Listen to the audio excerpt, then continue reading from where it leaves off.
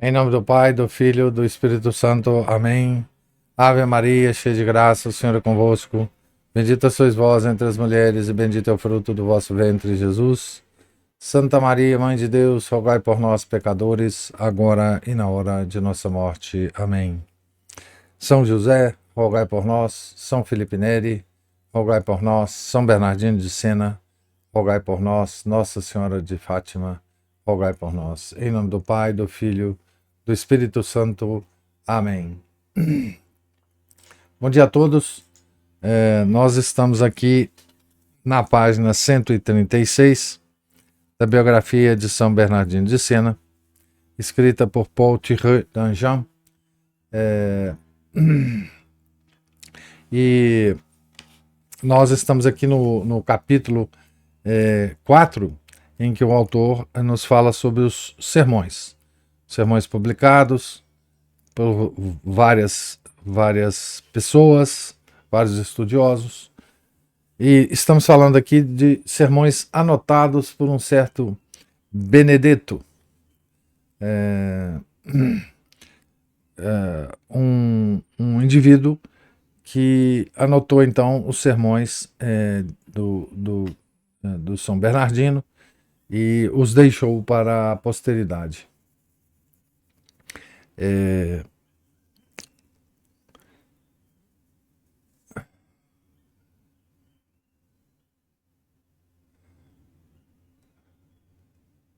Deixa eu só ver o que está acontecendo aqui. As pessoas não estão conseguindo entrar na leitura. Só um minuto aqui.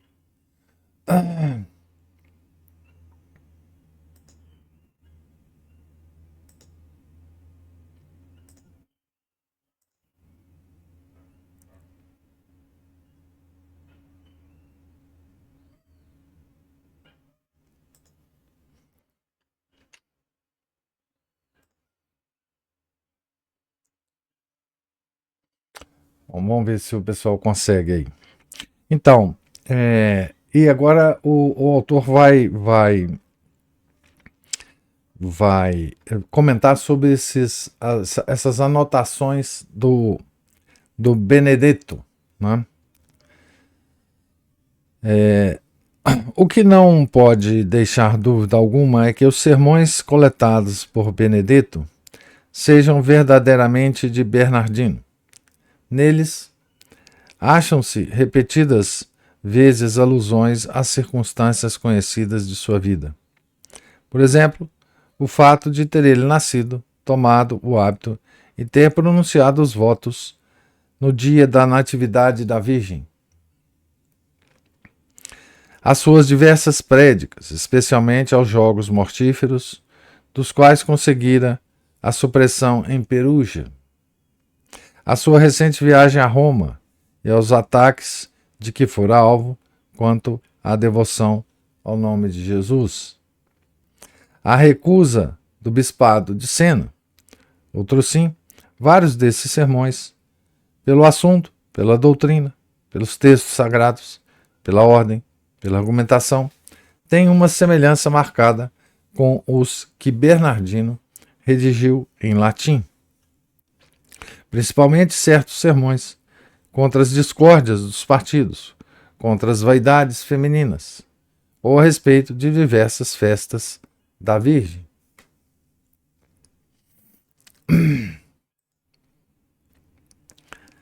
A semelhança é ainda mais probante quando se manifesta pela repetição de ideias demasiadamente esquisitas para poder ter acudido simultaneamente a vários espíritos.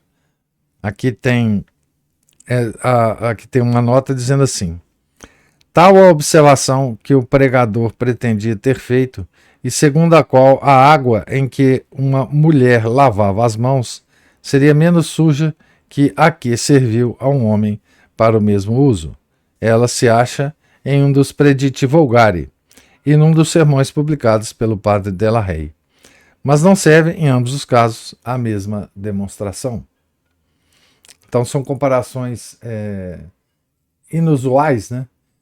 Que aparecem nos discursos anotados por Benedetto e que dificilmente poderiam sair da cabeça, né, de algum falsificador de discursos, né? Então, é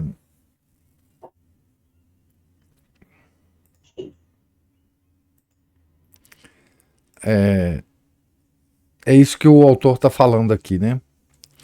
É, portanto, e seguramente, o mesmo homem que escreveu os sermões latinos e pronunciou os de língua vulgar, o que não quer dizer que sejam os mesmos sermões, nem o mesmo gênero de sermões. Ao contrário, são muito diferentes. Sem dúvida, quando prega na Praça de Sena, Bernardino não se livra daquelas divisões, subdivisões e classificações escolásticas que combinava tão sutilmente, de pena na mão, em sua cela. Até vê nelas um ponto de apoio, a que, no meio dos arroubos da improvisação, sujeita-se e não se afasta. Seu exórdio consiste muitas vezes em indicar e enumerar as divisões, sua oração em lembrá-las.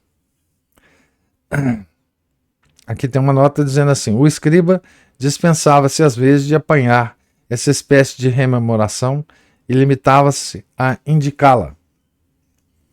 O Benedetto, né? E em cada transição torna a elas fielmente. Porém, nos pontos assim pré-estabelecidos, estende-se, anima-se e se acalora. Em vez da argumentação metódica, e não raro, um tanto áspera, dos discursos escritos, é a livre e viva palavra, com sua facilidade, sua variação de cadência, familiar ou veemente, satírica ou meiga, alegre ou patética, traindo, às vezes, o sorriso entre os lábios do orador, outras, o tremor comovido da voz, misturada de interjeições, de apóstrofes, de perguntas e de respostas, às vezes ainda, quase dramazinhos vivamente encenados, cheios de verve, alagagliardeza, como ele mesmo o declara. Ele vai, vem, repete, insiste sobre as ideias que sente imperfeitamente compreendidas, segue os restos que surgem, obedece às inspirações que lhe vêm das circunstâncias, interrompe-se para dar um aviso. E quando depois verifica seu afastamento do assunto, ele mesmo se chama à ordem. À casa, torniamo a casa. Nisso tudo, Bernardino não obedece à sua fantasia, age segundo as necessidades do seu público, tais como as compreendeu de antemão, tais também como as verifica no momento. Sente-se que em nenhum instante ele deixa de ter os ouvintes sob seus olhares, adivinhando por sua atitude se estão distraídos ou emocionados, convencidos ou resistentes, e que modifica seu discurso de acordo com a oportunidade. Abre aspas.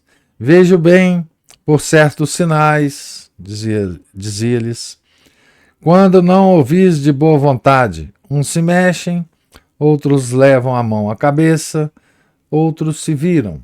Fecha aspas. Para conservá-los atentos e comunicar mais diretamente com eles, manda-lhes fazer, juntamente com ele, alguns gestos.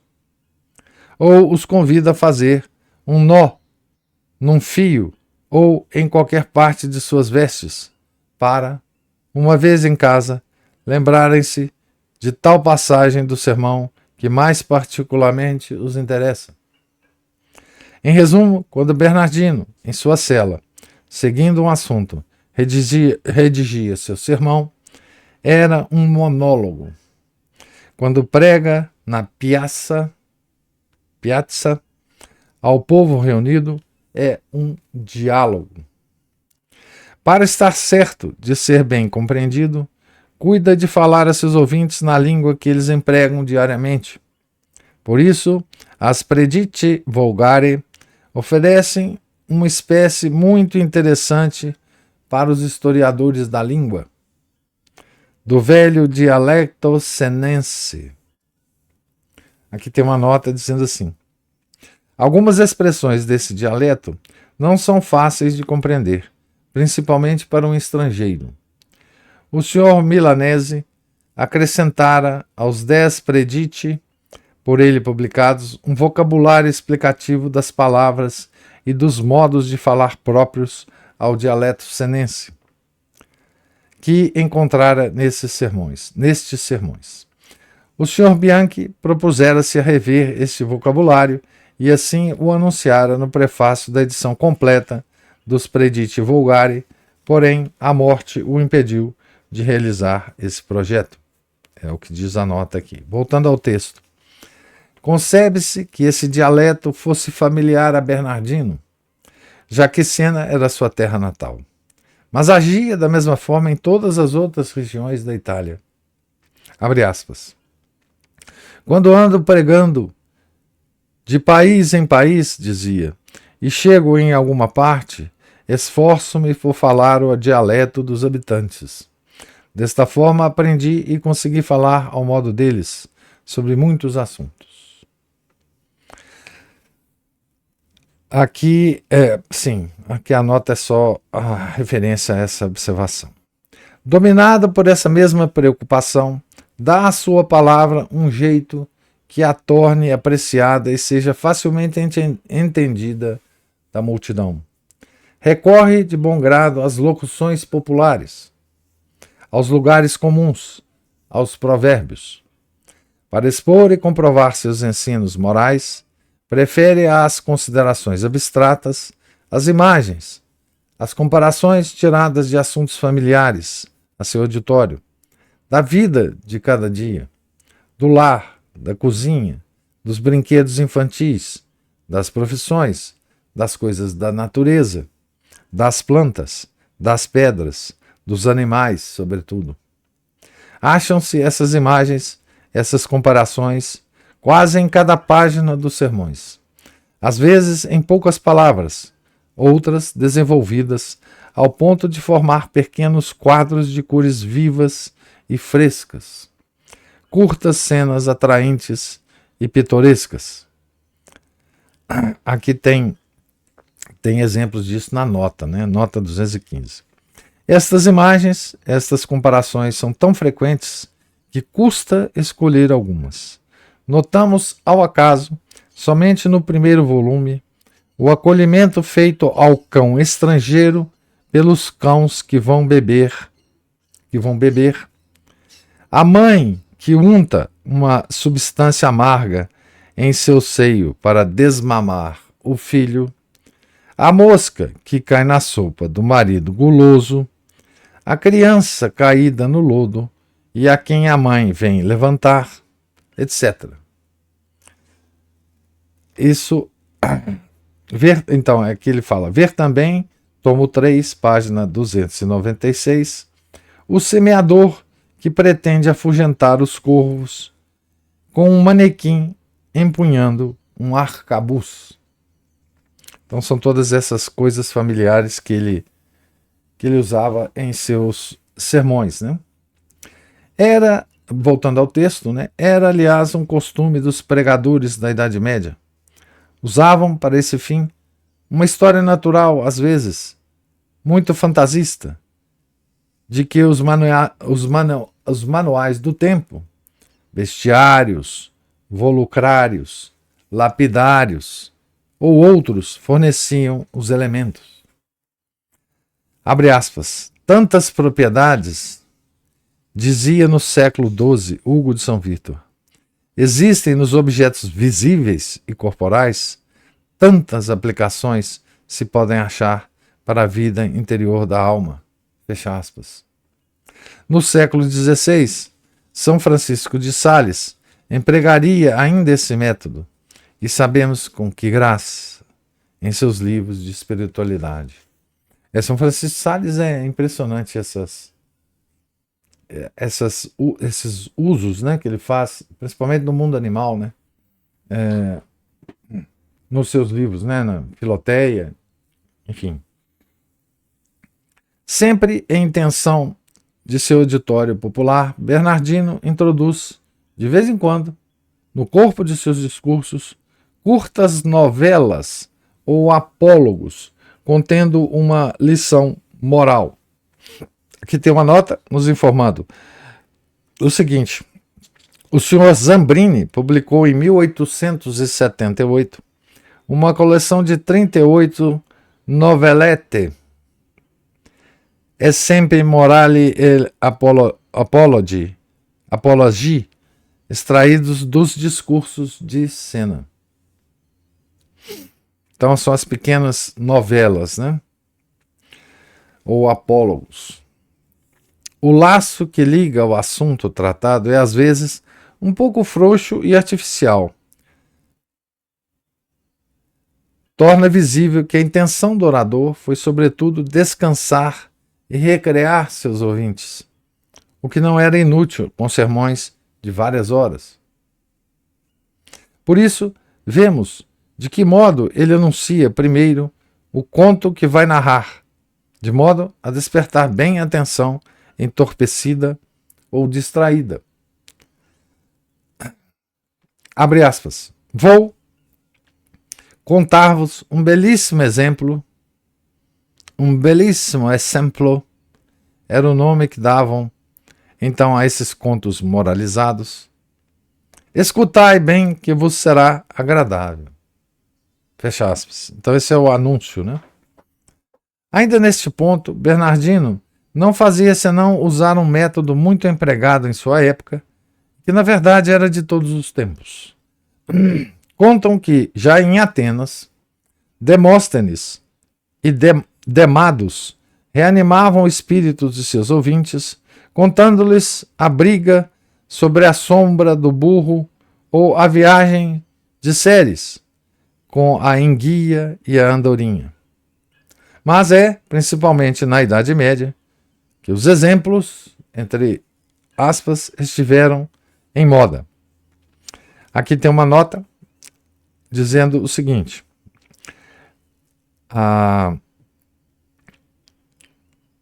Aqui tem uma aspas abrindo, mas não tem fechando na nota. Eu vou ler sem aspas, então. O gládio afiado da argumentação, dizia um sermonário famoso daquele tempo, Jacques de Vitry, não tem influência sobre os leigos. Então, o gládio afiado da argumentação não tem influência sobre os leigos. É necessário juntar a ciência das escrituras, sem a qual não se adianta um passo. Exemplos animadores. Então, juntar as escrituras, né? A ciência das escrituras. Exemplos animadores, recreativos e, ao mesmo tempo, edificantes. Os que censuram este modo de pregação não suspeitam dos frutos que pode produzir. Então, isso aqui provavelmente é um trecho de um sermonário, né? Aqui ele fala o sermonário de Jacques de Vitry. Então, é um livro que explica a ciência dos sermões, né? Os sermonários eram livros dessa estirpe, né? Voltando ao texto. Os seus exemplos provinham dos autores antigos, das lendas dos santos, das crônicas, dos contos populares, dos apólogos em circulação.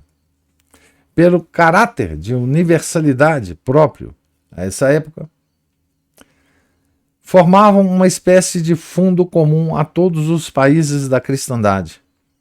Várias coleções tinham sido feitas para uso dos pregadores, então, desses contos, né?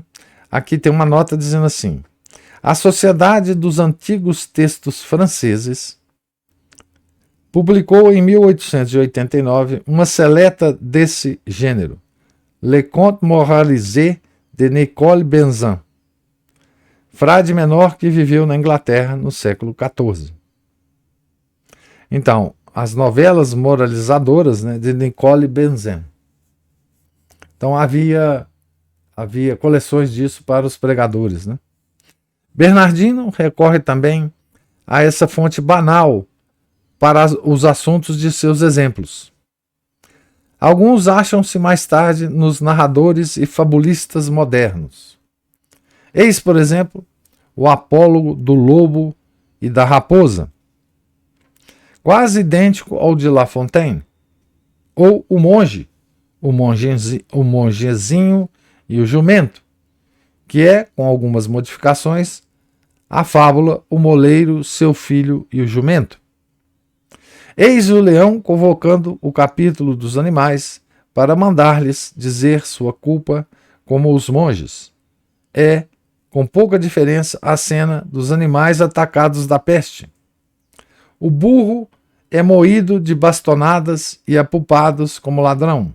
A ovelha é acusada de hipocrisia, antes de ter somente aberto a boca, e julgada merecedora dos maiores castigos, enquanto o lobo e a raposa são declarados desculpáveis de terem seguido seus temperamentos.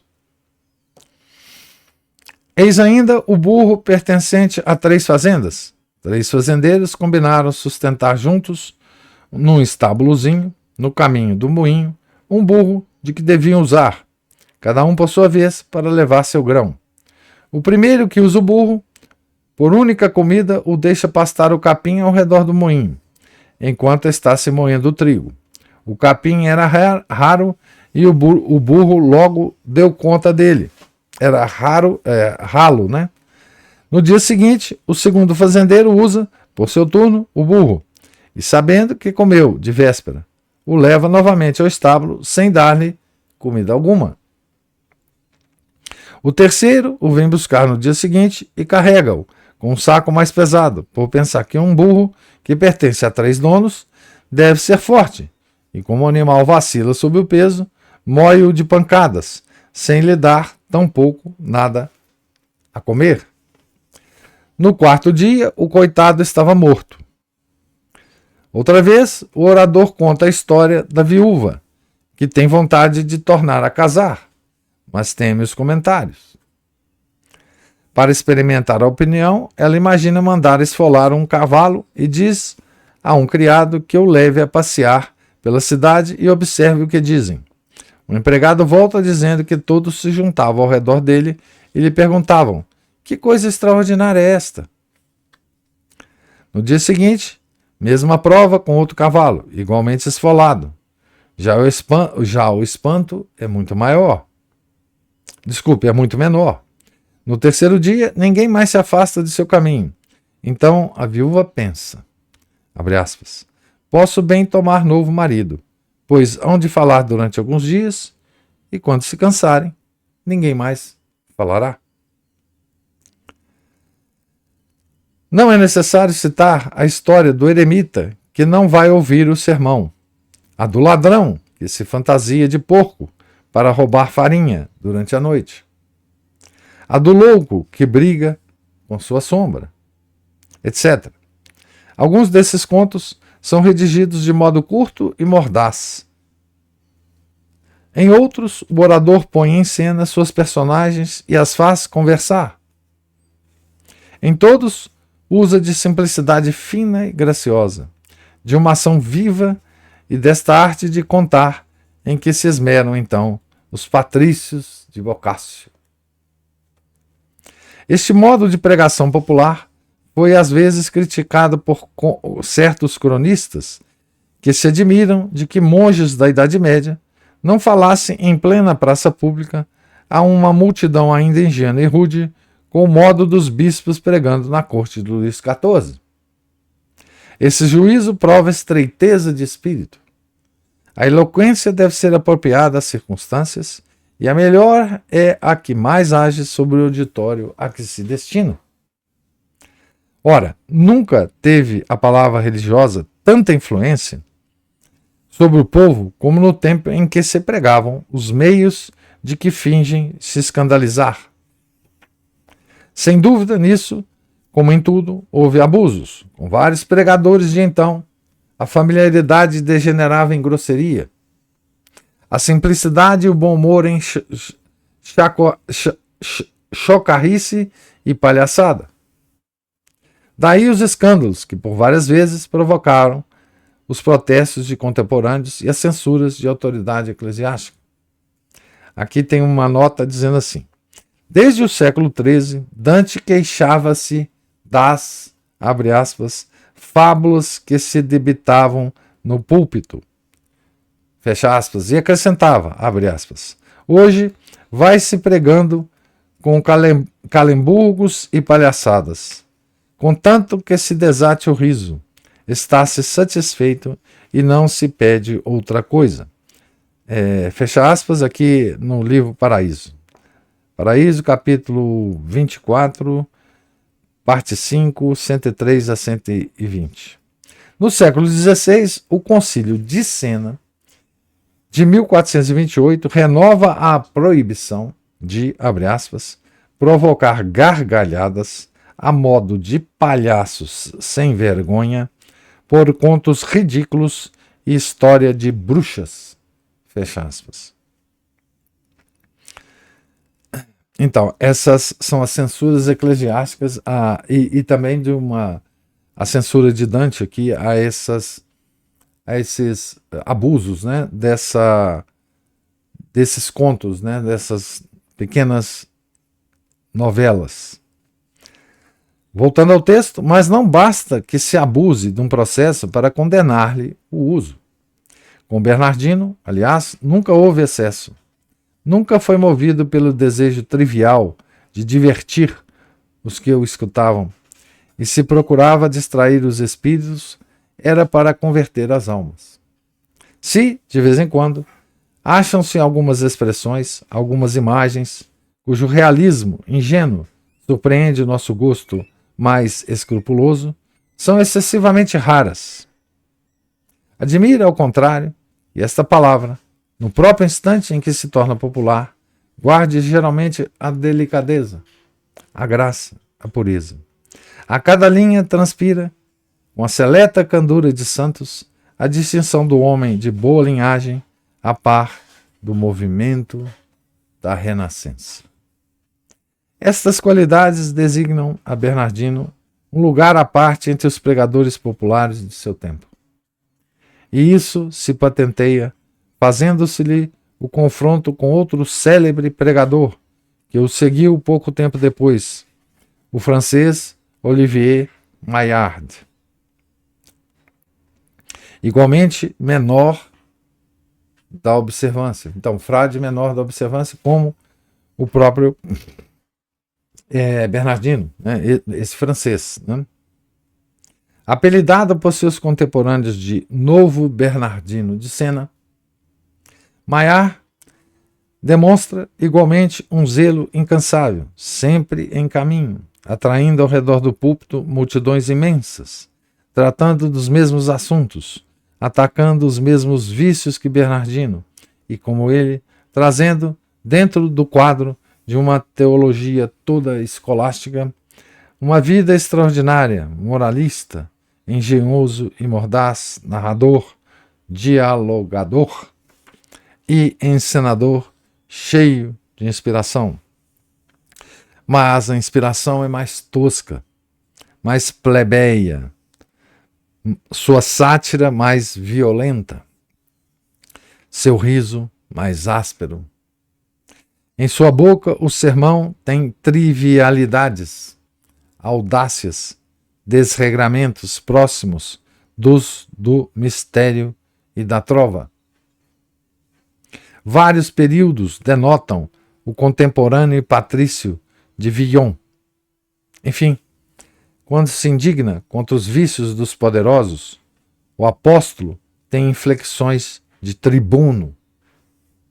Sua palavra tem tendências revolucionárias que lembram os pregadores dos tempos dos Borguinhões e dos Armagnacs e que anunciam os da Liga. De Maillard ao amável e suave Bernardino de Sena, parece a diferença do rude clima do norte ao céu benigno da Toscana. Então, aqui esse item, eu vou parar aqui. Esse item foi um grande comentário, né, do nosso autor, do tom, né, da forma dos sermões que foram registrados por Benedetto, né? Vocês lembram que no início do item ele fala sobre Benedetto. Então, esses sermões que ele comenta aqui,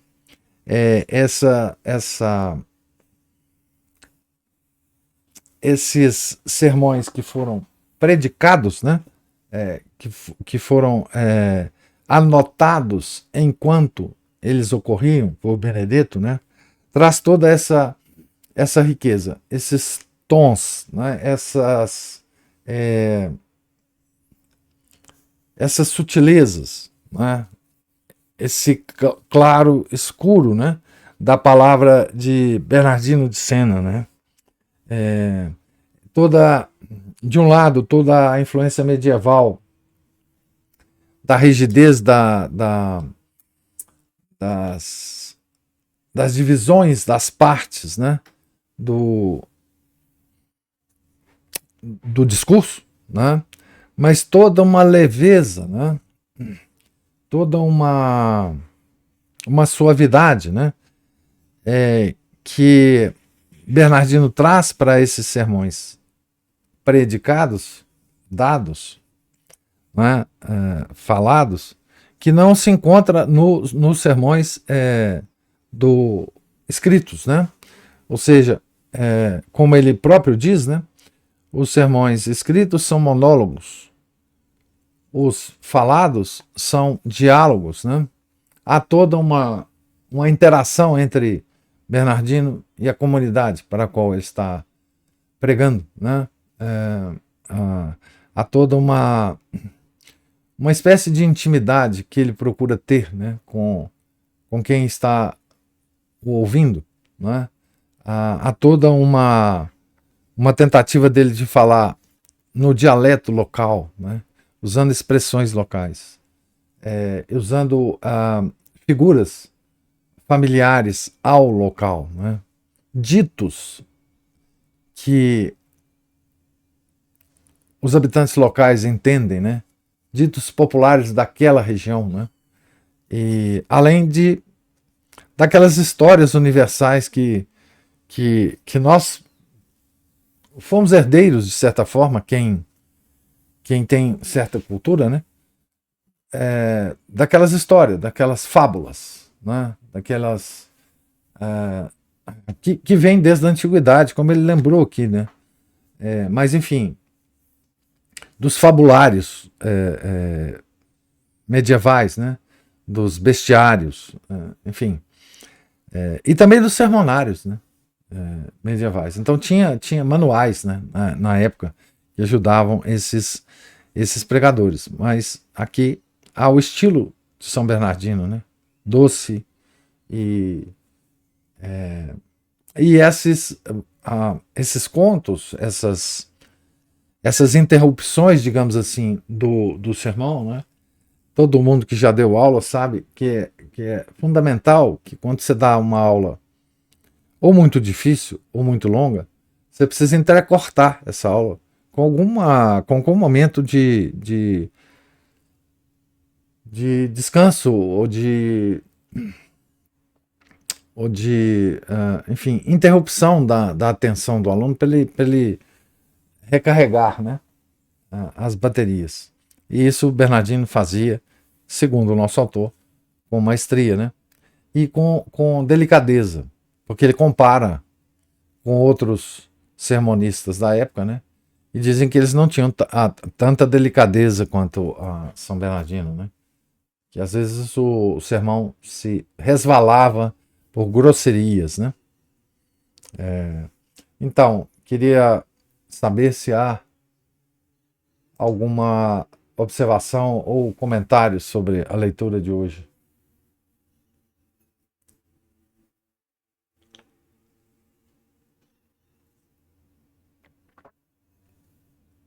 Professor. Opa, diga lá. Beleza? Beleza. Demorou um pouquinho para pegar, porque o Skype deixou a gente mais vendido que goleiro em gol contra. Pois é, cara. Mas, Entendi, não. bom, mas é isso, como você estava descrevendo aí, ninguém escapa de um bom caos, de uma boa história, né? E o Não. próprio Nosso Senhor ajudava, né, suas parábolas, né? O pessoal aí da Idade Média usava aí suas fábulas, suas metáforas, suas comparações, né? É. E é um estilo de conversa que eu via muito ainda entre os meus avós e até entre os meus pais, e às vezes eu uso também. E que o pessoal mais novo, se você for falar assim, eles ficam com aquele olhar estático, assim, olhando através da gente, quem diz, hã? Como? Hã? Não tô entendendo nada. Não, o pessoal não entende fábula hoje em dia, de nenhuma forma, Não, né? não entende. Ou quando entende, já é uma coisa que é mastigadinha pela escola, né? Uma vez, É. acho que eu até comentei aqui, tinha uma sobrinha da Ana Paula, né, com uns 9 anos de idade, contando, você nunca leu sobre fábulas? Assim, não, o que é isso? O que é isso, professor? Pensa, eu ouvia fábula desde os, sei lá, 4, 5 anos de idade. Nossa Senhora. E aí, a lebre e a raposa, moral da história. E toda história tem um ensinamento, explicando pra ela, né, moral da história. Aí vem com o papo, não devemos ceder bolinho com a expressão. É, sei, é isso. Aham, que Ah, beleza. que Né, doido. o carimbinho Nova Ordem Mundial, né, conformidade com o mainstream, tá aqui, ó, pá, beleza, pode passar. Né? Joia, não é nada disso. Mas isso vai se perdendo, vai empobrecendo, inclusive, assim, a forma de pensar das pessoas, a forma de se expressar também, né? Ninguém conhece E, nada, né? Aparece um leão na fábula, você tem que explicar, ó, o leão é bravo, tá? O leão normalmente come é, a lebre, porque ninguém vai saber mais. exato, né? Ou então não queria achar alguma justificativa ecológica lá, É né? igual você contar uma piada e ter que explicar a piada, né? Porque aí acabou, né? Explicar o vídeo. Você tá começando, tá contando piada pra Barbie, né? É, não tem jeito. Ultimamente eu tenho feito muito isso, explicando as piadas também. Ah, pois é, aí Porque, é difícil demais.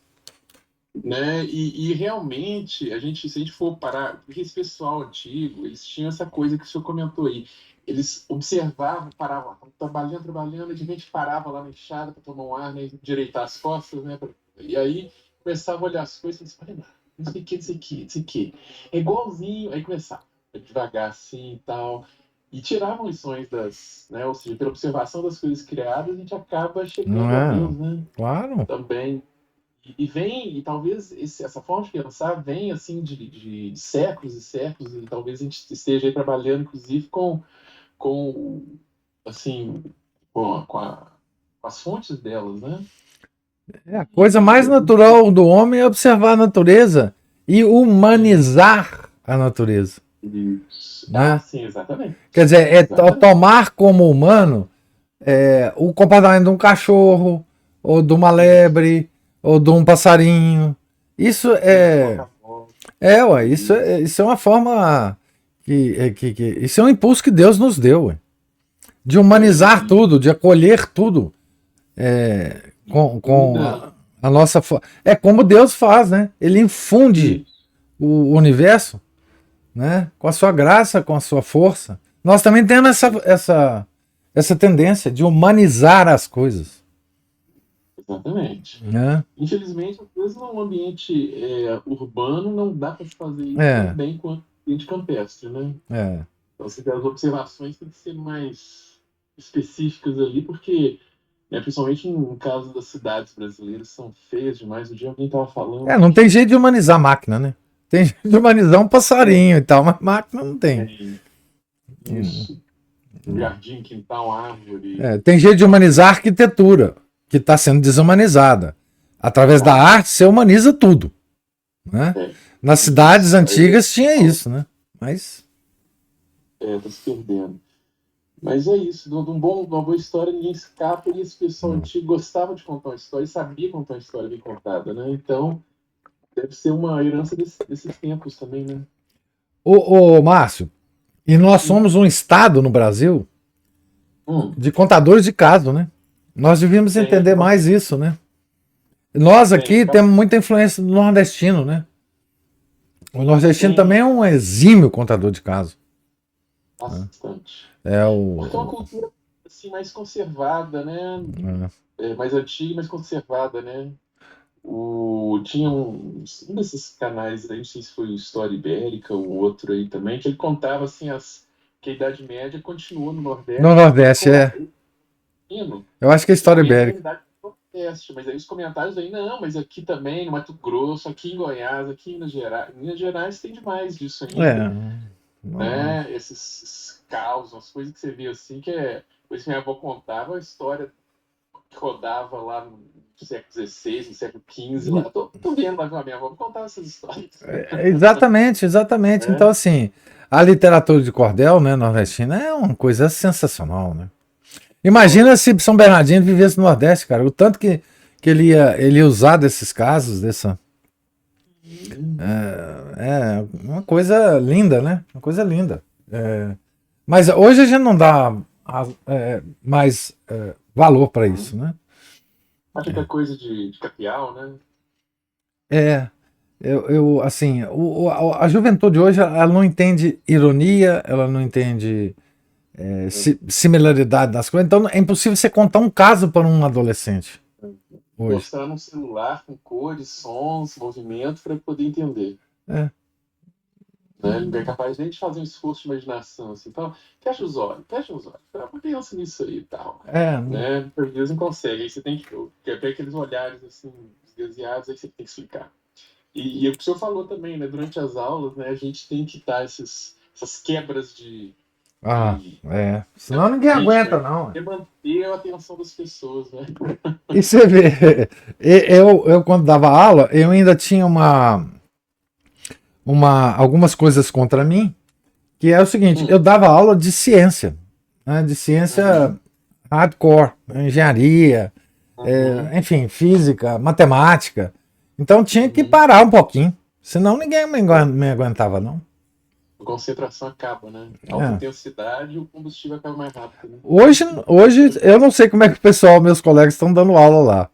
Porque, assim, não sei, o gap de atenção é tão pequeno hoje, né? Que eu acho que você tinha que contar casos e na interrupção dos casos você dá alguma coisa de ciência, né? Então, Ao contrário. então criar algum videogame, algum vídeo com animação para explicar as coisas aí, todo Hum, mundo presta atenção, né? É, impressionante. Peraí, professor, obrigado. Obrigado você, meu cara. Muito bom. Mais alguma. Ah, que o Felipe tá falando que hoje também teve dificuldade de acesso pelo celular, ó, no Skype, porque ele conseguiu acessar pelo computador. Não sei o que tá acontecendo essa. O Skype tá se revoltando contra nós, será? Mais algum comentário?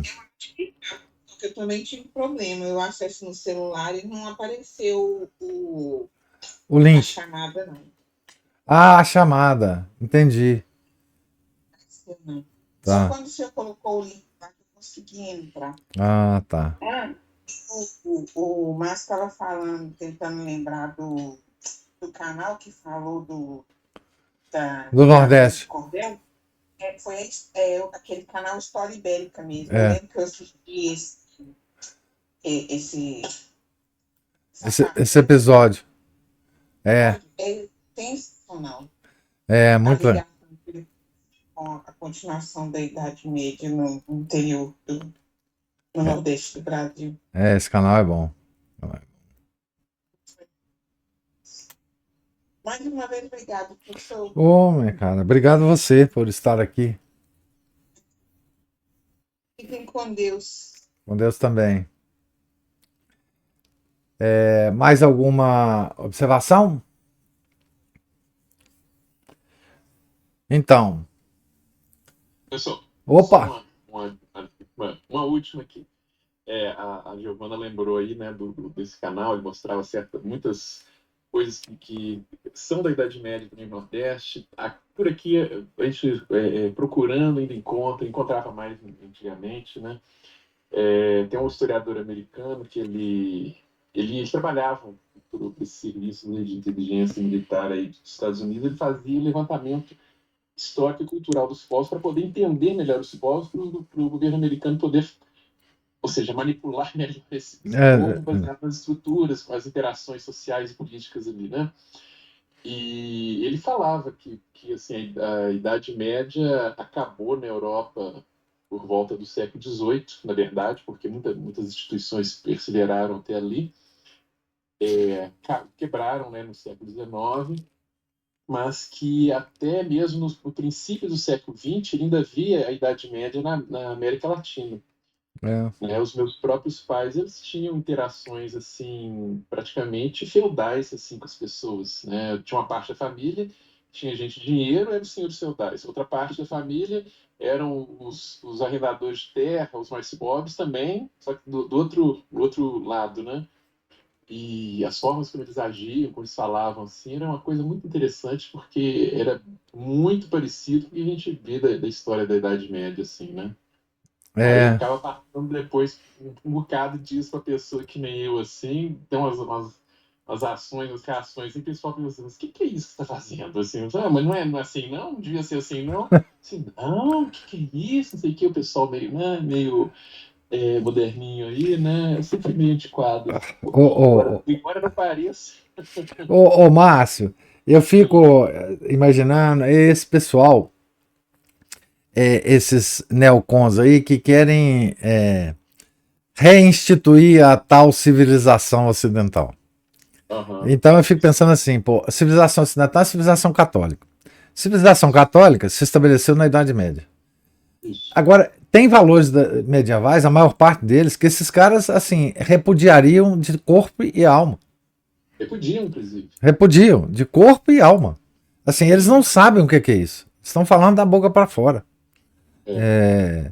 É impressionante, assim, a própria a vida, não é só a vida no campo, não é a questão do campo, porque Uhum. o medieval também, ele gostava muito de cidade, ele viajava demais entre cidades, era um povo viajante, o povo medieval.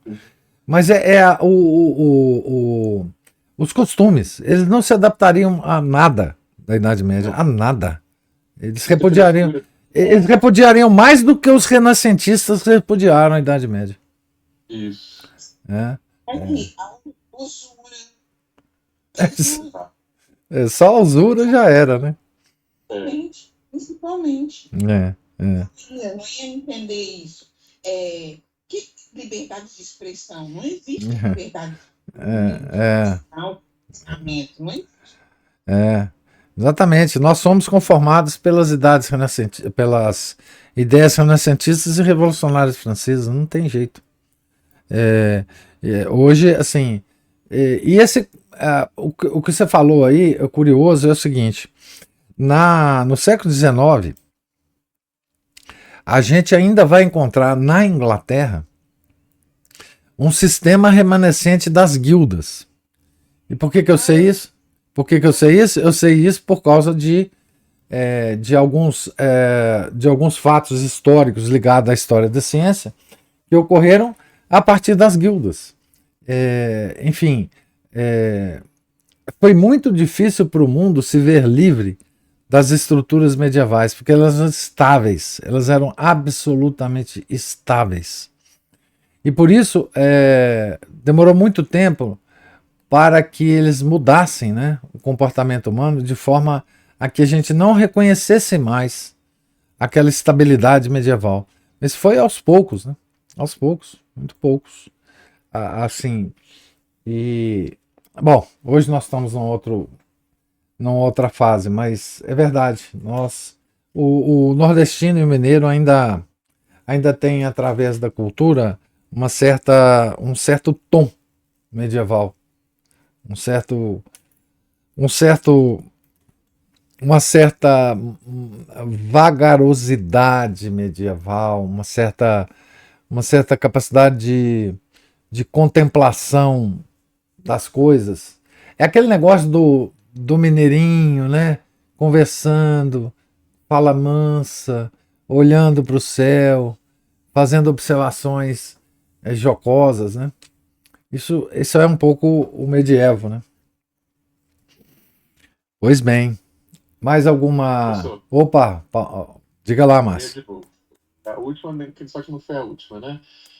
Até isso que o senhor falou me fez lembrar o seguinte: tem um moço lá na missa, ele é argentino, não sei se você conhece ele, acompanha a gente tem muito bom tempo já. E ele, uma vez conversando comigo, ele falou que achava muito interessante esse jeito do brasileiro em geral. Assim, eu acho que ele conhece mais o brasileiro em geral daqui para o sul, né? Mas Ele é o rapaz um senhor da TFP? especial. É, Ah, conheço. ele, Eu pois é, o sei. Alejandro. Então, ele falando que ele acha muito interessante esse jeito nosso de pegar assim, ele falou assim, vocês são um povo muito observador, olham as coisas assim, tiram conclusões. Então, isso é uma coisa, pelo menos na minha região da Argentina, as pessoas não são assim, provavelmente em alguma cidade maior lá, né, e aí ele falando, o pessoal que é muito observador, gosta, olha as coisas, contempla, pensa muito, medita muito, tenta tirar conclusões das coisas, é bem isso aí que o senhor descreveu. Né? Ele observou isso. É muito interessante, a gente não percebe muitas vezes as coisas que a gente faz porque já viraram paisagem, né? É. E muitas vezes a gente tem que acessar uma pessoa de fora para a gente poder ver, ou então a gente vai lá fora, pega um pouco E sente falta, né? É. e volta e vê. É. Lá mesmo na fora a gente já percebe isso quando compara com os habitantes locais, né? É. Engraçado, esse pessoal não faz isso. É. Aí você, poxa, eu também faço isso. Agora que eu estou me dando conta que eu faço isso, eu fazia pelo menos, né? Então é só essas pessoas mesmo para poder mostrar isso para a gente indo para outro lugar, às vezes nem precisa ir para o exterior, vai para outro estado, vai para outra cidade, né? A gente vai para uma cidade assim e vê o pessoal tão simpático, tão conversado assim, aí volta para Belo Horizonte e diz, nossa, o pessoal aqui tem a cara tão fechada, conversa tão pouco. Mas é verdade, o jeito mineiro de ser, que a gente fala sempre, né? A gente pode acessar também, Márcio, pela literatura, né? Bastante. Eu digo assim, os escritores, eles têm esse dom, né? De nos servir pra gente como espelho, né? Dessa coisa, né? Isso é muito usado, essa coisa de mineridade, etc. Mas eu acho que essa coisa é simplesmente um resquício antigo, de comportamento antiquíssimo do homem, né? E nós somos um povo de uma religiosidade muito grande também. Mesmo que religiosidade deformada, enfim, do jeito que está hoje, mas também tem esse traço, né? Medieval também. Ainda procura, né, professor? Exatamente, exatamente. Você falou melhor do que eu. Isso mesmo. Tinha um comentário de um canal, uma duplinha, um rapaz é brasileiro, moça é portuguesa, e a moça rodando aqui no Brasil, falou assim, impressionante, aqui no Brasil você roda, você não anda poucos quarteirões, você tem uma igreja, tem outra ali, né, uma igreja realmente de verdade, né, igreja católica, ou uma garaginha de protestante, falou assim, né, o tanto que o brasileiro gosta da religião, né, você lá em Portugal tá assim, tem as igrejas, uma aqui, outra lá longe, as outras igrejas, dependendo da cidade, fechadas, não tem nem movimento, né? Mas essa coisa é meio antiga, porque o Brasil ainda é um país meio isolado, né, professor? E imagina o isolamento. Graças a né? Deus. Melhor. Graças a Deus, né? Melhor coisa. Melhor país para se morar no mundo hoje, para ficar quietinho. Eu cheguei a pensar na Bolívia, professor. Não. Lá deve ter isolado mesmo. Lá tem os Andes, né? Mas não, aqui é bom demais, tá doido. Pois ainda Fica isoladinho. Esse isolamento nosso era muito maior ainda, vamos supor, no século XIX mesmo, depois que esticaram as linhas de trem aí e tal. Né, pensa, dificuldade de comunicação e tudo mais. Isso manteve, por exemplo, um sotaque aqui, desses lugares e outros também, em Goiás, preservou, né? Preservou. preservou e às vezes os portugueses ficam, mas vocês, o sotaque de vocês é que foi deteriorado. Assim, não, meu amigo, foi o seu sotaque que mudou e foi mudando, mudando. Nós continuamos a mesma coisa. Nós somos Portugal. Eles é que Portugal. degeneraram. Portugueses somos nós. Portugueses somos nós. Mas é isso, pessoal. Obrigado. Desculpa. Obrigado a você, meu cara. Bom demais. Né? Típico. Bom demais. Se divertir é bom demais. Mais algum comentário, gente? Então, Deus lhes pague a presença, a paciência. Tenham todos um santo dia. Fiquem com Deus. Em nome do Pai, do Filho, do Espírito Santo. Amém. Ave Maria, cheia de graça, o Senhor é convosco. Bendita sois vós entre as mulheres, e bendito é o fruto do vosso ventre, Jesus.